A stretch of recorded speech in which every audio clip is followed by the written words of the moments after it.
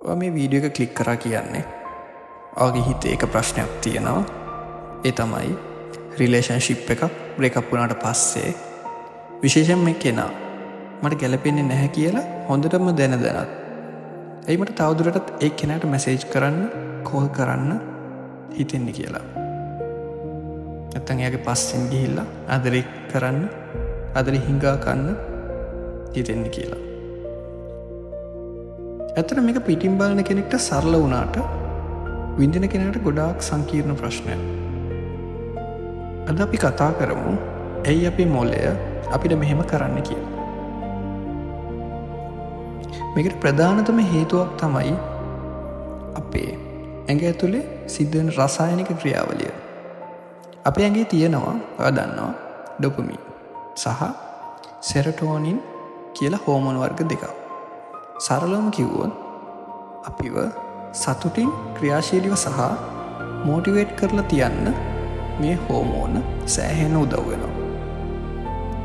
නමුත් රිලේෂන්ෂිප් එකක් බිඳිලා ගියාම නැත්තම් බ්‍රේකප් එකක් වුණාම මොකද වෙන්නේ? අර තිබුණු සතුට නැත්තම් ආදරය එක පාටම නැති වෙලා යනවා. ඒත් එක්කම ඔයාගේ ඇඟේ තියෙන ඩොපමින් සහ සෙරටෝනින් ලෙවල් එක තනිකරම බිඳුවට වැටෙනවා. එතකොට ඔයාට දැනෙන්නේ මහා පාළුවක්. තනිකම. සහ කිසිම පණ නැති ගතියක්. අන්න ඒ වෙලාවට ඔයාගේ මොළය උත්සාහ කරන්නේ ඔයාව බේරගන්න. මොළේ හිතනවා ආයෙත් අර කෙනාට කතා කරමු.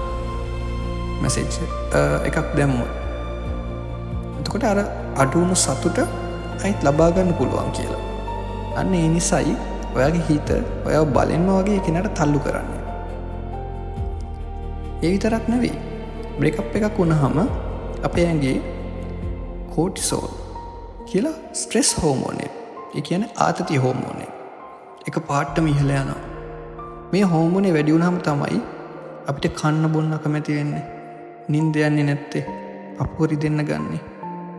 සමහර වෙලාවට ඇඟ වෙවුලන්න පවා ගන්නවා. මේක හරිම වදයක්.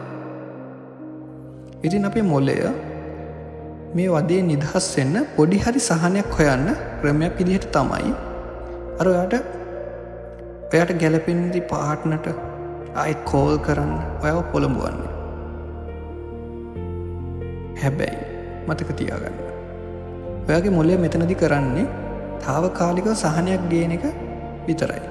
ඒකට try කරනවා.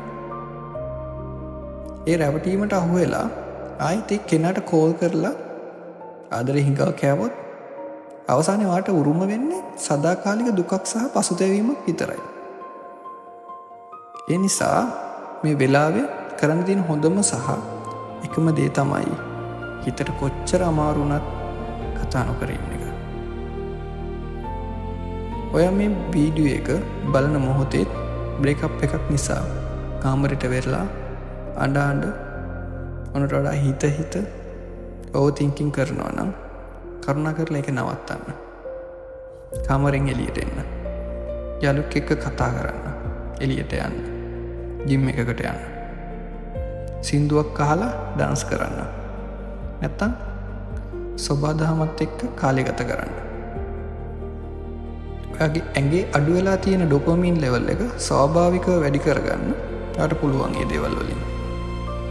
ඒ දේවල් වලට හිත යොමු කරන්න. ඔයා බිසි වෙන තරමට මේ ප්‍රශ්නයෙන් ගොඩෙන්න ලේසියි. එහෙනම් දැන් ඔයාට තේරෙනව නේද? මේක ඔයාගේ වරදක් නෙවෙයි. මේක ඔයාගේ ඇඟ ඇතුලේ සිද්ධ වෙන සාමාන්‍ය ජීව විද්‍යාත්මක ක්‍රියාවලියක් විතරයි. ඒ රසායනික සෙල්ලමට රැවටෙන්න එපා. ඔයා ශක්තිමත් වෙන්න. එහෙනම් මේ වීඩියෝ එක ගැන ඔයාගේ අදහස්, ඔයාගේ අත්දැකීම් පල්ලෙහින් කමෙන්ට් කරන්න. මේ වගේ වීඩියෝ බලන්න ආසයි නම් අපේ channel එක subscribe කරන්න අමතක කරන්න එපා. එහෙනම් අහන් හිටියට බොහොම ස්තුතියි.